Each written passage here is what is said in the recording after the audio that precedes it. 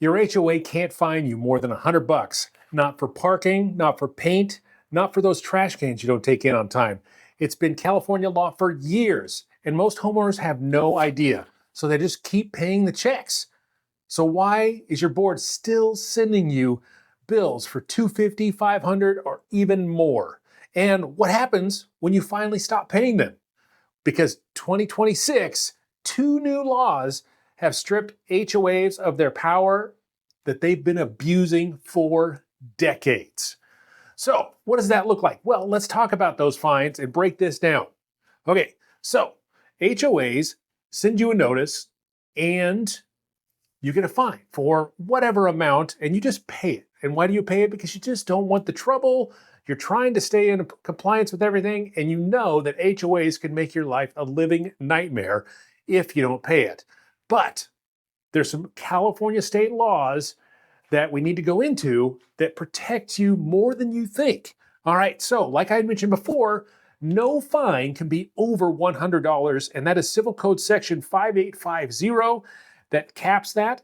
And unless your HOA has some sort of genuine health or safety risk that you are absolutely ignoring, they cannot go over that $100.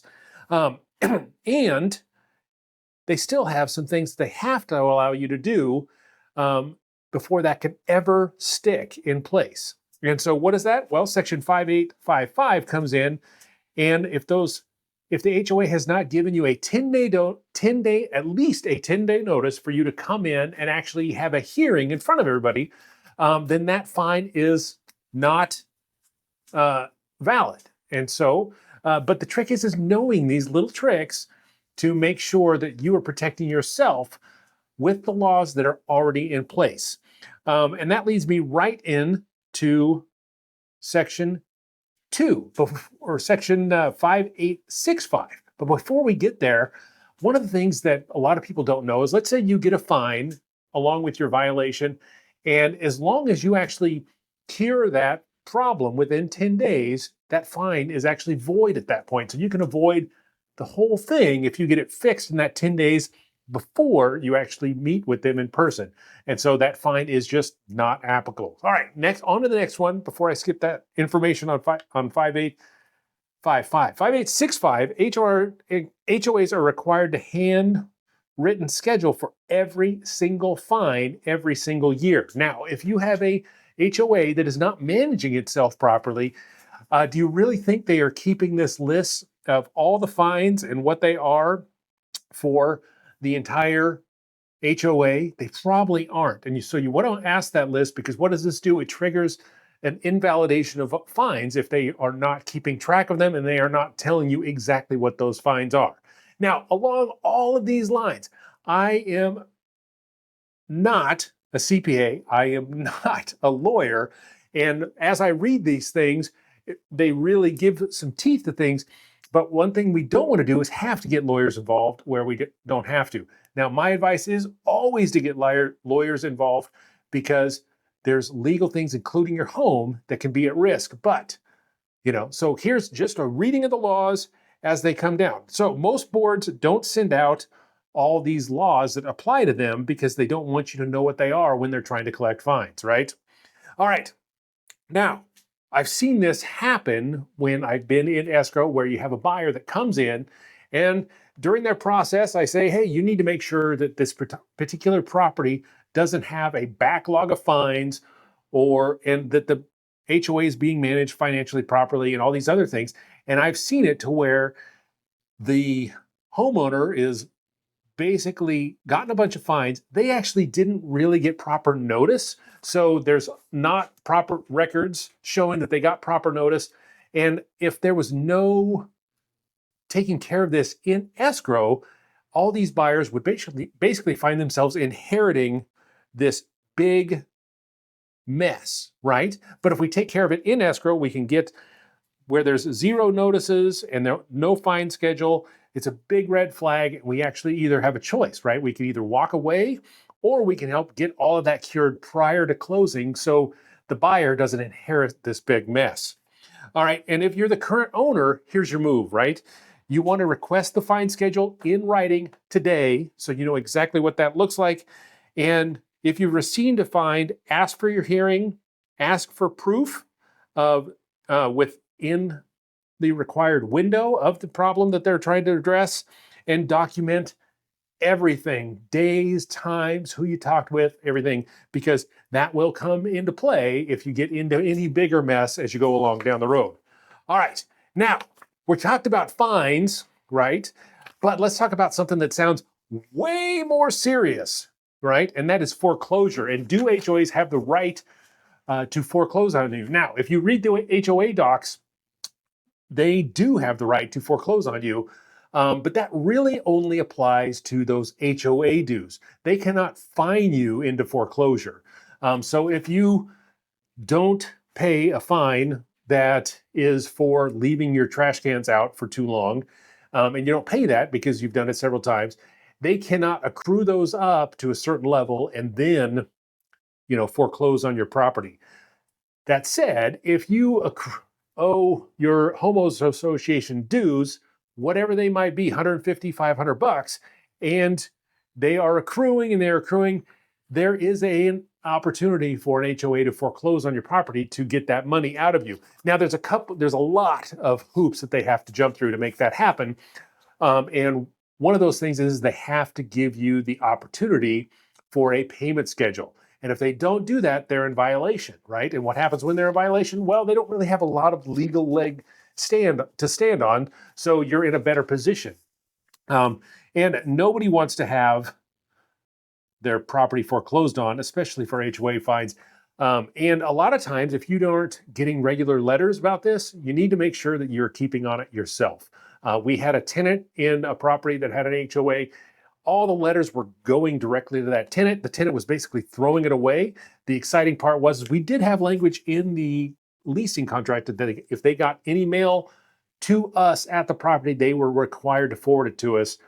And they did not. And we got fined because we weren't paying our HOA dues in a timely manner. We got that all resolved, but it is, it's a scary thing because, I should have been 100% more on top of it. But we did have some language in our lease that took care of that. And it doesn't mean I did anything more than leverage that with the tenant. When they moved out, I made sure I got what I could out of them. But it's never a fun thing. All right. So if the HOA does not offer you a payment plan, that is a required step by California state law, and they cannot enforce that any further. Excuse me. And here's where some of the things changed as far as financials with regards to these foreclosure proceedings. SB 410 expanded the rights under Civil Code sections 520 and 5200 and 5240. As a member of an HOA, you have a much broader rights of inspection of financial records, governance documents, and enforcement records for your HOA. So if you feel like you are getting picked on, you have the right to ask for enforcement records and all kinds of other things. And you'll get the attention of your HOA at that point in time. It's just like, the squeaky wheel gets the oil. Well, if you're obviously hard to deal with, it doesn't mean that you shouldn't take care of things, but you don't want to just lay down all the time, because if you just lay down 24/7, that means that people will take advantage of that. So this is why I'm bringing it up now. You need to know the laws so you can take advantage of that and protect yourself as you're going along. And that's brand new expansions in SB 410 just for 2026, brand new. All right. And under Section 5550, every HOA is required to conduct a reserve study at least every 3 years. And why is this important? Well, if you're paying dues, there's a certain number of things that are contractually obligated for the HOA to do in their contract, right? That might be landscaping, depending on what kind of an HOA it is. It might be roofing, parking lots, all different kinds of things, right? Well, if the HOA is being mismanaged financially, maybe there are no reserves, right? And so if you get into a situation where you buy into an HOA and they have zero reserves for those kind of things, then what's going to happen? They might have some sort of special assessment, meaning $15,000, $20,000 all of a sudden that you get that bill in the mail and you're like, what the heck? Well, it's, if they're mismanaging it and they're spending their money on the wrong things or just not, they're just, I don't know, who knows, maybe even embezzling it, you can get yourself in a situation where you get the special assessment because you need to take care of those things. So if they're not insurance payments and taking care of all the little things as they go along and have those reserves there ready to take care of those things, you definitely can get those special assessments. And I haven't had this happen to a buyer who buys into an HOA yet, but it easily could happen. If you've seen some of the stories that are coming out of Florida, because a few years ago, there was that condo unit that basically just collapsed on itself. And so what that did is that particular condo unit was underinsured by the HOA that was managing it. And so they ended up, new laws went into place and required all kinds of reserve studies and having greater levels of insurance and all kinds of stuff. And so what does that mean? Well, that means that everybody who was in a condo building that was living there, a lot of folks, unfortunately, on fixed incomes, all of a sudden got these bills for $25,000 because Florida all of a sudden decided to pay a little bit more attention to those things because that building collapsed. So we don't want that to happen to you if you're getting yourself into an HOA in California. But know that can happen. So what do we want to do if we're a buyer? We want to make sure that we've seen where things were at with the last reserve study, which should have been sometime in the last 3 years, and hopefully like within a year, right? Because you know exactly where all that stuff is. And special assessments can really, really hurt. All right. Now, one of the things that actually is really exciting with the expansion from AB 410 is the section 5605 says that any assessment increase that's over 20% has to be voted on. It's a member voted requirement. So unfortunately, if it's 19%, there does not mean that there has to be a member voted on requirement, which, is a big drag. But if they're jumping those assessment fees up more than 20%, it requires a complete member vote, and typically has to be on a secret ballot as well. So you can't be like that. Everybody won't know that you're that one guy on the block who didn't want to vote for it or whatever, right? So that's with fee increases as those go along. Now, in that same law, section 5900 and 5965 make it where California law requires HOAs to offer free internal dispute resolution, which runs and basically side by side with litigation. That means that you don't have to pay right off the bat for a lawyer and all that stuff. They have to provide an IDR, an internal dispute resolution process.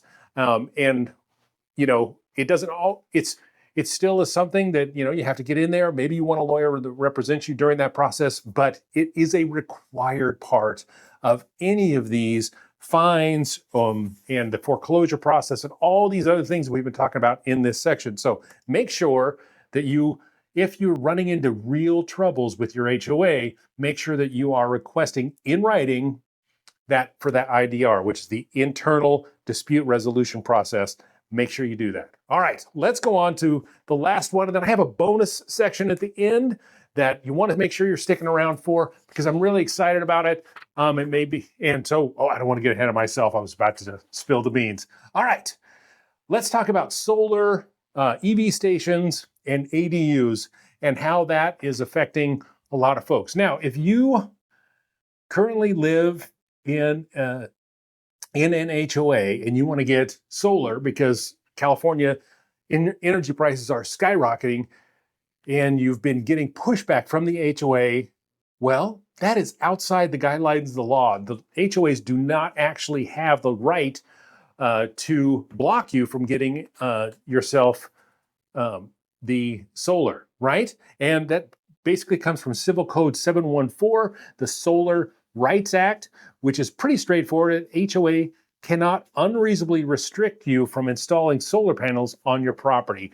And that's pretty straightforward. And in today's age, that's a huge thing because, like we said, energy prices in California are skyrocketing, and there's no sign that that's going to stop anytime soon. That leads me right into the section 475 of the EV charging. And what that means is that same deal is if you're installing an EV charging station on the side of your house, the HOA cannot restrict you from installing that. Two reasons why, even if it is, unsightly to some, in today's world, so many people have EVs. It is really turning more into a selling point. So a lot of buyers are wanting to have an EV station on their house installed that's like, a quick charger and actually really good selling point if you're looking to sell your property for maximum dollar. All right. Now let's talk about ADUs. ADUs are one of those things where we get lots and lots of people that have it written in to their bylaws in the HOA that you cannot build any additional structures. Well, California state law is getting way more open about that. And what is interesting about that, in these codes, they are not allowing the HOA restrictions to override the California state law regarding ADUs. So really what it is California state law is really trying to push ADUs and get a lot more occupancy space in the state, so it really lowers those costs of living, right? So you can rent that out. And if you don't know what I'm talking about, you definitely need to go watch my last video that I did about an amazing new law that LA County just accepted on April 4th as I record this, and Ventura County is right up next where that's concerned. So make sure you go back, check that out, because the ADUs are crazy. So now, as far as elections, if you're in an HOA, brand new for 2026, there is an election update. It's AB 1170, which tightens up the rules. If you're in an HOA that has 50 units or more, that means that the HOA ballots can no longer be required to be open ballots. And there does have to be an actual secret ballot election, and there has to be run by an independent inspectors. And along those lines, there has to be formal recall pieces, as well as making sure that the board basically is not just, kind of cycling itself through and not allowing anybody else to come in, right? There has to be basically a real legit election for the board members when you're dealing with elections of HOA facilities with its 50 units or higher. So make sure that your HOA is following those guidelines, because you don't want to just have, it's interesting how that works, because if you get 3 or 4 people who really stay on board there, the longer they're entrenched, the more they get, they feel that power, and it grows. It's like becoming a Sith. It just grows and grows and grows and doesn't make you a better person. Anyway, all right. So if you're worried about that, make sure to find out exactly what the next HOA board member election is going to look like, and make sure that it's fitting into the law, because these laws are done for a reason. And the Open Meeting Act, which basically means, which is already on the books, which is section 4900 and 4955, board meetings must have proper advanced notice. And if for some reason there's any kind of private sessions that are not actually being, we don't know what's going on in those private sessions, then that's a violation, and you can challenge that violation and by requesting records and looking for that IDR process. And the law gives you the tools for homeowners to really be able to deal with this and not feel like you are basically, 100% in the dark and being manipulated or taken advantage of. Lastly, for fire-affected communities, if you are in an HOA and for some reason your building permits and all those things are being held back, there is a new law for 2026 which is SB 625, and added sections for, 4752, 4766, that actually require those building permits to be moved through the process much faster so you can actually get rebuilt and back into your home. Now, lastly, number 4 is something I'm really excited about. It's not going to affect us in 2026.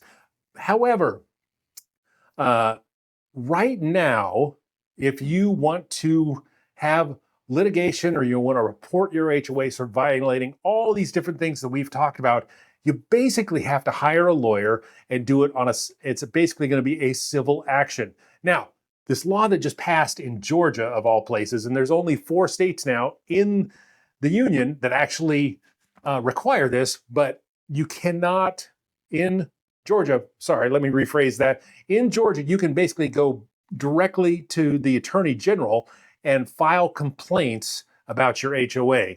And that is starting in January 2027, but the law is in place and you can start, why am I excited about this? Well, I think that this is going to be something that spreads throughout the state, because right now there's only 4 states that do it, but the more states that do it and the more people really like that idea, the more we're going to see that. And let's be honest, California tries to be on the leading edge of things like this, and right now they are not. Now, the truth is California is one of the most protected states as far as HOA controlling HOAs and not letting them get unruly and whatnot. But there's still, that would be a huge, huge thing for homeowners, because there's a lot of people who really are kind of maybe getting bullied by HOAs. And if they don't know all these rules that I've just talked about, and they don't have the financial wherewithal to hire a lawyer to help them go along and do all this stuff, it is hard to fight an HOA. But if we can have all of this and have it go right through the Attorney General, so it doesn't require you to actually hire an attorney, you can just go straight and have a legal action where all this is concerned. That's what I'm really excited about this new Georgia law. And so that's my big HOA update. Now, the truth is, a bad HOA is a bad HOA. So make sure that you protect yourself. You keep track of all the notes that you take. You want to know what the fine schedule is. You want to know that there is that free IDR process, and document everything as you go through and are dealing with your HOA on any level.